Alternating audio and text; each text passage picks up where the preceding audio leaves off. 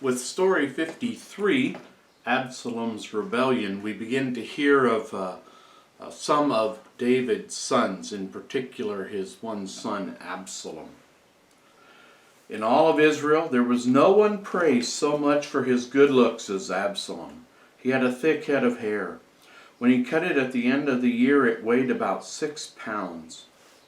But Absalom hated his half-brother Amnon because Amnon had raped their sister Tamar. For 2 years he sought revenge on Amnon before he had him killed. Because of this, David refused to see Absalom for 5 years. Only then did David receive Absalom at his court. Absalom prepared chariots, horses, and 50 men to accompany him. He arose early in the morning and stood beside the road leading to the city gate. When anyone who had a controversy came to the king for judgment, Absalom would ask him, "What town are you from?"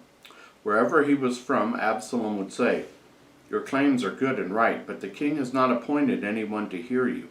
If I were appointed as a judge in the land, everyone who had a complaint or a case would come to me, and I would do him justice." Absalom talked this way to everyone who came to the king for a judgment. By doing so, he stole the hearts of the people of Israel.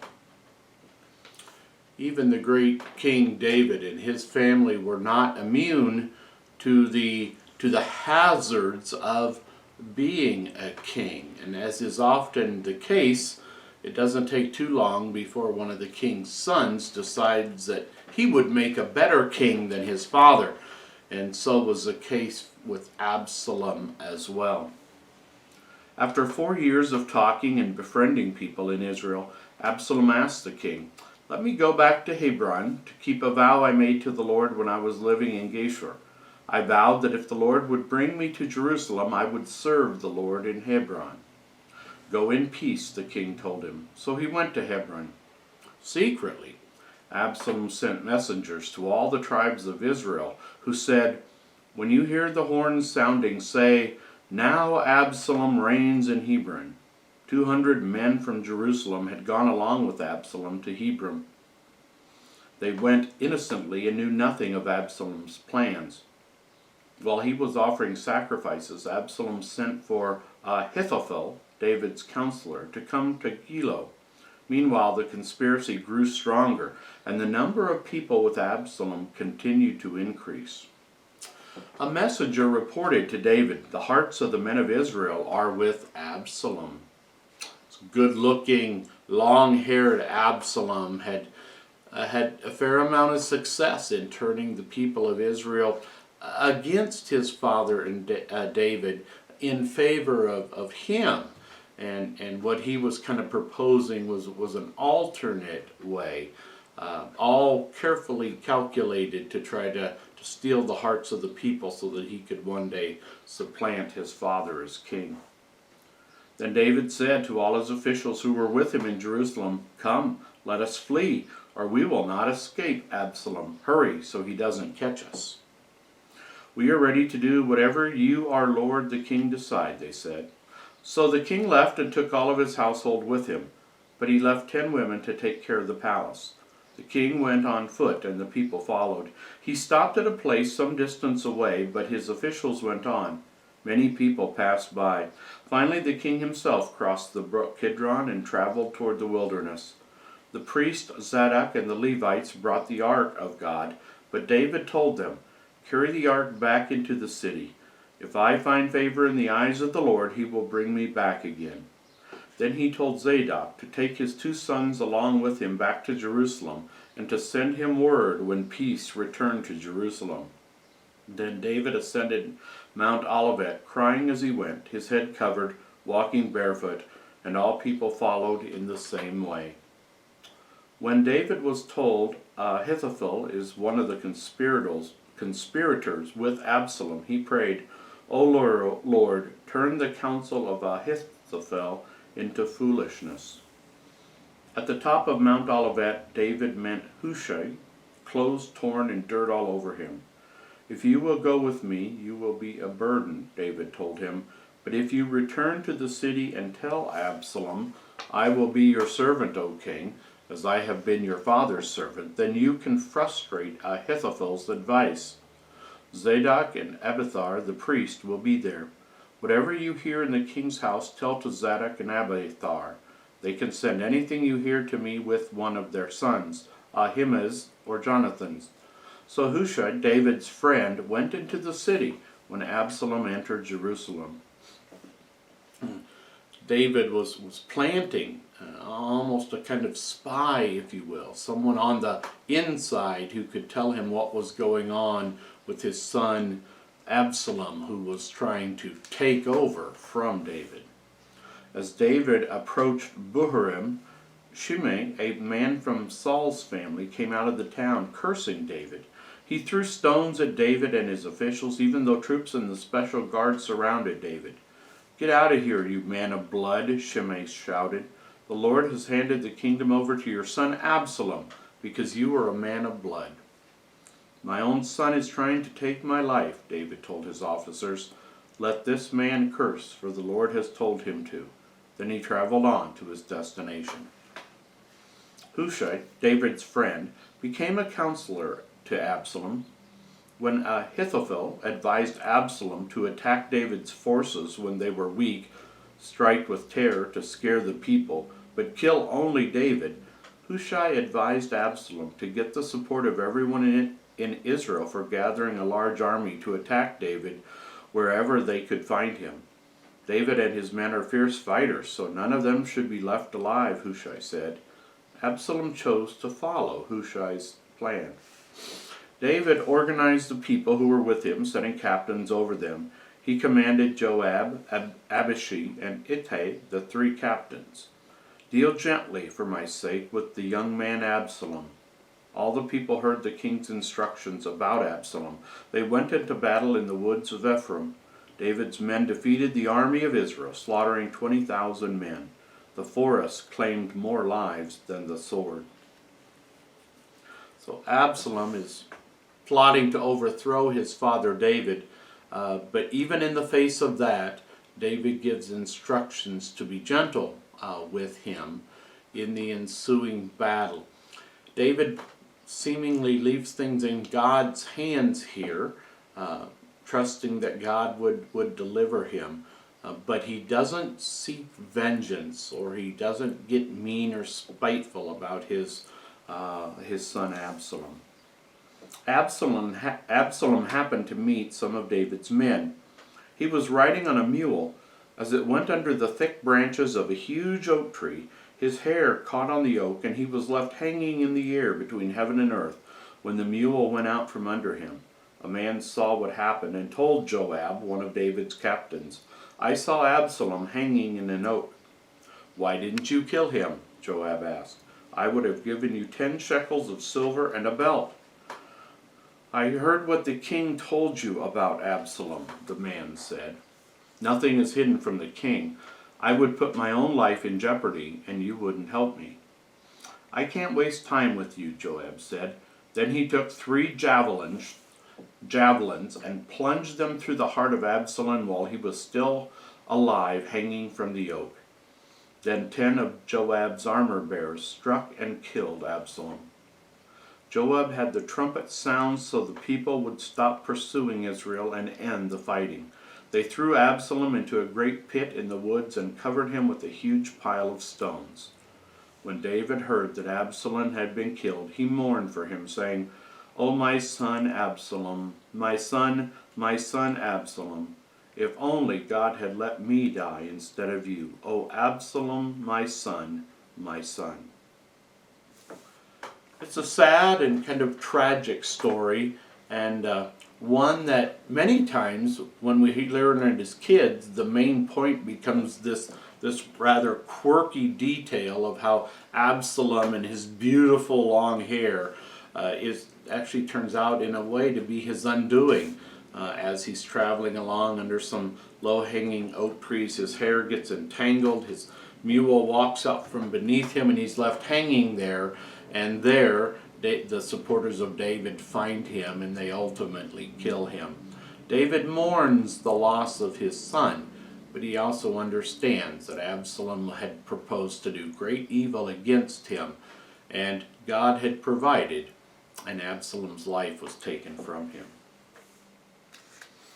In story 54, we learn of another of David's sons, Solomon.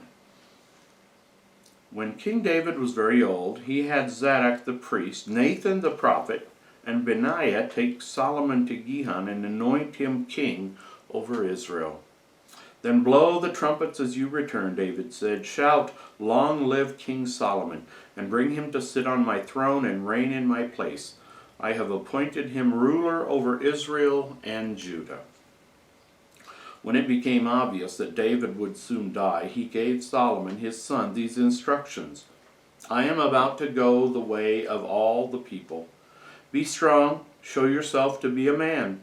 Follow the directions of the Lord your God, walk in his ways, keep his statutes and commandments, his decrees and instructions, as written in the law of Moses.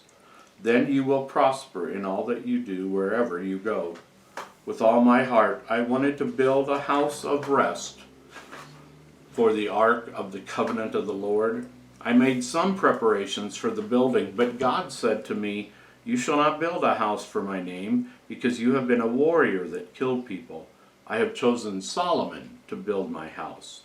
I have chosen him to be my son, and I will be his father. Now Solomon, my son, know the God of your father, and serve him with a perfect heart and a willing mind. Listen carefully, for the Lord has chosen you to build the sanctuary. Be strong and do it.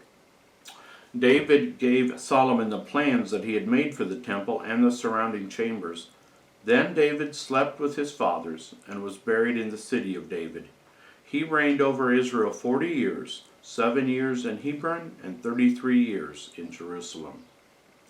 So Absalom was not to be the successor of David. It would in fact be Solomon, another of David's sons, who God had chosen and therefore who David anointed to be the next king over Israel and Judah, the northern and southern tribes. And when David finally dies, Solomon does take his place. David gives him some instructions regarding how he is to listen to the Lord, to follow his word, and also to go ahead and begin building the temple that David had desired to build, but that God said would be built by another. Solomon made a treaty with Pharaoh, king of Egypt, married his daughter, and brought her to the city of David while he built his own house, the house of the Lord, and the wall around Jerusalem. In those days the people sacrificed in high places because no house had yet been built to the name of the Lord. Solomon loved the Lord and walked according to the rules of David his father. Once he went to Gibeon to sacrifice there. Here the Lord appeared to Solomon in a dream by night and said, ask for whatever you want me to give you. You have shown to your servant David, my father, great mercy as he walked with you in righteousness and with a heart that was right with you. Now you have continued this great kindness to him by giving him a son to sit on his throne, Solomon said. Now, O Lord my God, you have made your servant king, but I am only a little child. I don't know how to go out or come in. I am here with your chosen people. Give your servant an understanding heart to govern your people, able to discern between good and bad. The Lord was pleased that Solomon had asked for this. Because you asked for understanding and discernment, and have not asked for a long life for yourself, or riches, or death for your enemies, I am going to do as you asked. I have given you a wise and understanding heart. I have also given you what you have not asked for, riches and honor. Walk in my ways, keep my statutes and commandments, as your father David did, and I will give you a long life. Solomon woke up and realized he had had a dream. Then he went to Jerusalem, stood before the ark of the covenant of the Lord, offered burnt offerings and peace offerings to the Lord, and gave a feast for all his servants. King Solomon has, through time and in history, and even in the wider context, even outside of the church, become known as kind of the personification of a very wise and discerning king. And that's because when the when the Lord appeared to him and asked him what he wanted, he asked for such understanding and discernment. He asked for wisdom by which he would become a good king. And the Lord granted him this, in addition to riches and honor, as befits, I suppose, the king of a nation. But Solomon's wisdom became one of the things that he was most known for. This wisdom is kind of put on display in the following little snippet. Now, 2 prostitutes came to him. "Oh, my lord," one said, "this woman and I live in the same house. I had a baby while she was with me in the house. 3 days later, this woman had a baby also.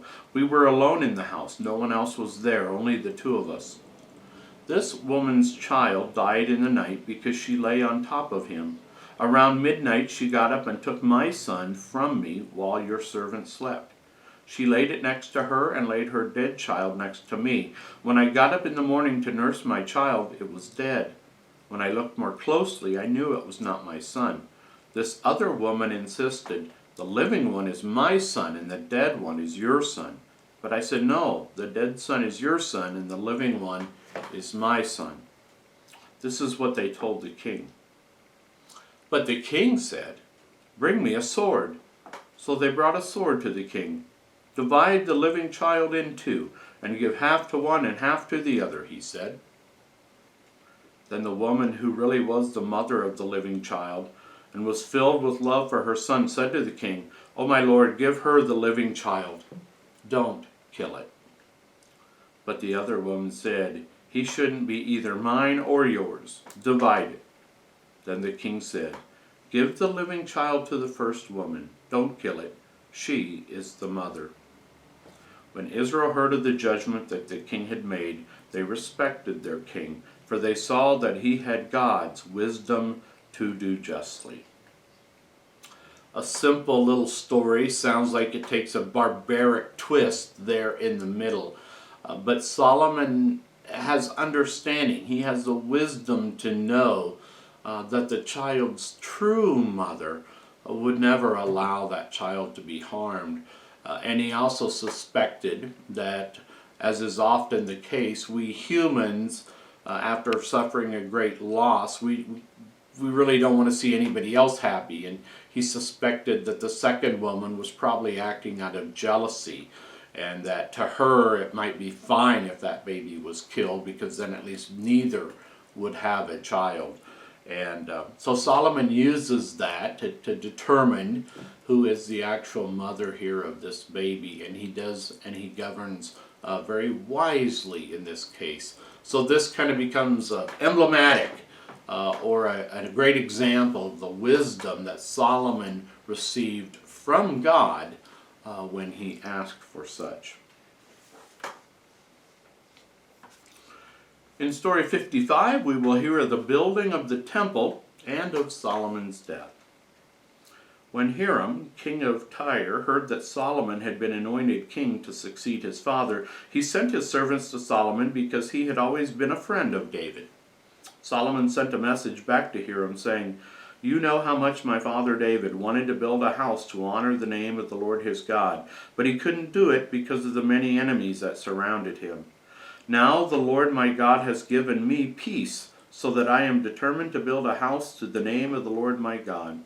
Have your men cut down cedars from Lebanon. My men will work with your men, and I will pay your men whatever wage you decide.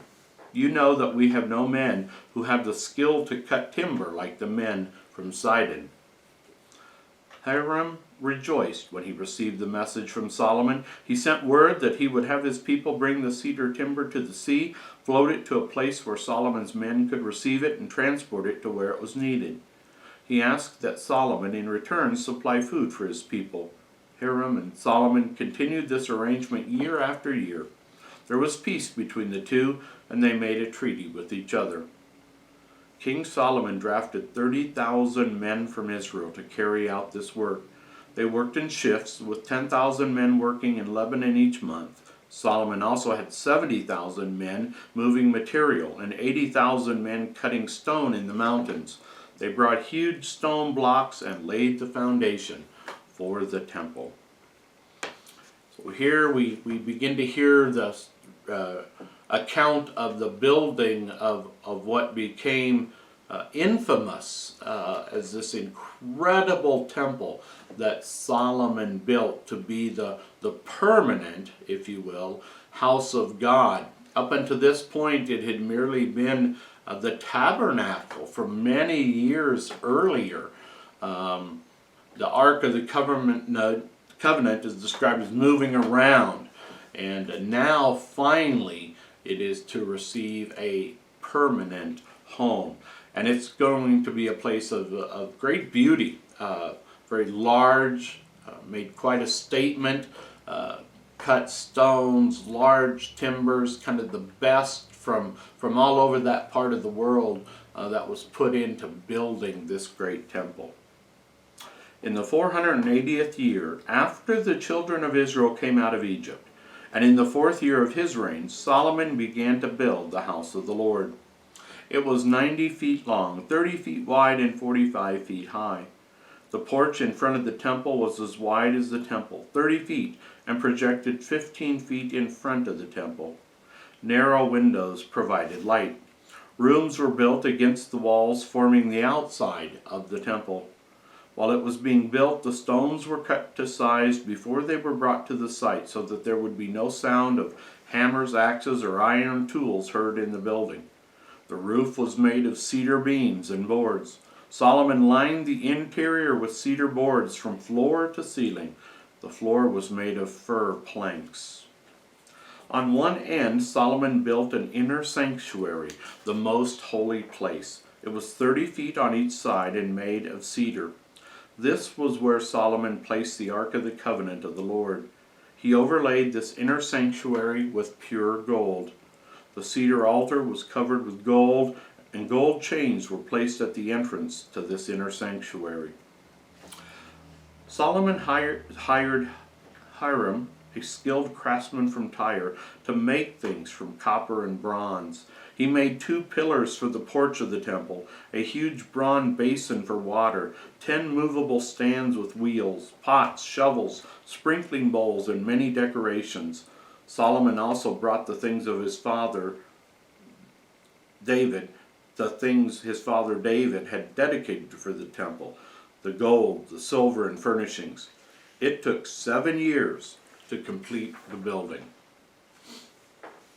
Then Solomon assembled the elders of Israel in Jerusalem, the heads of all the tribes and clans of the children of Israel, to bring the Ark of the Covenant of the Lord from the city of David, which is Zion. The priest brought the ark, the tent of meeting, and all the holy vessels that were in it. While they did this, King Solomon and the whole congregation of Israel sacrificed so many sheep and oxen that they could not be counted. The priests placed the Ark of the Covenant in the Holy of Holies. Only the 2 tablets of stone that Moses had put in it were in the ark.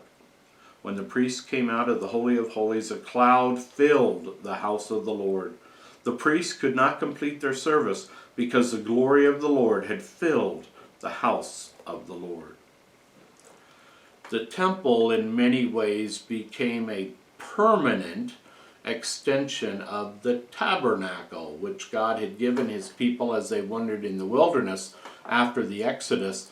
And that was the place that he was. He could be found. He was there. That's where he dwelt among his Old Testament people. And now, as the building is finished and preparations are made for its dedication, we are told that the glory of the Lord came and settled on the temple as well, in a scene reminiscent of what had happened in the tabernacle so many years earlier. Then Solomon stood before the altar of the Lord in the congregation of Israel. Lord God of Israel, he said, there is no God like you, in heaven above or on earth beneath. You keep your covenant and show mercy to your servants who are faithful and loyal to you. You have kept the promises you made to my father David. Behold the heavens, yes, the heaven of heavens cannot contain you. How much less this house that I have built? Yet listen to this prayer of your servant. Let your eyes always be open toward this house night and day. Listen to the supplication of your people Israel when they pray, and when you hear, forgive them. When your people are defeated by an enemy, when there is no rain, when there is famine or pestilence, plague or sickness, because they have sinned against you, and they turn to you and confess your name, then hear them. Forgive the sin of your people Israel, and bring them again to the land that you gave to their fathers. Teach them the good way in which they should walk, so that they may fear you all the days that they live in the land. When Solomon had finished praying, he stood up and blessed all the congregation of Israel with a loud voice, saying, Blessed be the Lord, who has given rest to his people Israel, according to all that he has promised. Not one word of his promises has he failed to keep. The Lord our God be with us, as he was with our fathers. Let him not leave us or forsake us. Let your heart be perfectly devoted to the Lord our God, walking in his statutes and keeping his commandments. Then the king offered sacrifices and held a great feast, and so dedicated the temple. Everyone went to their tents joyful and glad of heart, for all the goodness that the Lord had done for David, his servant, and for Israel, his people. And so Solomon completes and dedicates his great temple, the great temple of ancient Israel. And he has a beautiful prayer where he confesses to God how sinful the people are, and it's a repeated thing. It had happened before, it would happen again. But he petitions God that as the people look back to this place, as they look to the temple where he had promised to be for his people, that God would hear their penitential, their repentant prayers for mercy, and that God would continue to deal graciously with them and to forgive them just as he had done with his people ever since the great Exodus back in Egypt some 400 plus years ago. It was a joyful time, and for many, many years the temple was to be the focus of God's Old Testament people's worship. But we're also reminded, and we should pause here just to remind ourselves, that the tabernacle is where God had promised to be among his people, and he was. Later, it became the temple. That was where God was for his people. And you'll remember that in the New Testament we're told that Jesus, standing outside the temple when people were talking about it, made reference, and he said, tear this temple down, and in 3 days I will raise it up again. Well, that's pretty easy to understand. He was talking about his own body, but he was talking about his body as the temple of God.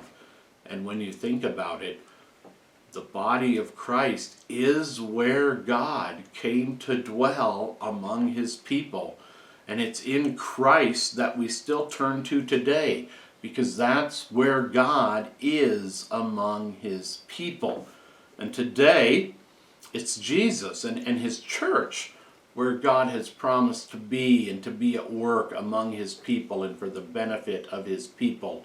And so we see tabernacle give way to the temple, Solomon's temple, there in Jerusalem, which will later give way to the incarnate Christ, to the body of Christ, which is where God would dwell among his people. The temple was to be this incredible edifice for many, many years, until it was destroyed much later. Around 600 or so BC. Then after an exile, some of God's people returned to Jerusalem, and under the guidance of Ezra and Nehemiah, the temple was rebuilt and the walls of the city were rebuilt.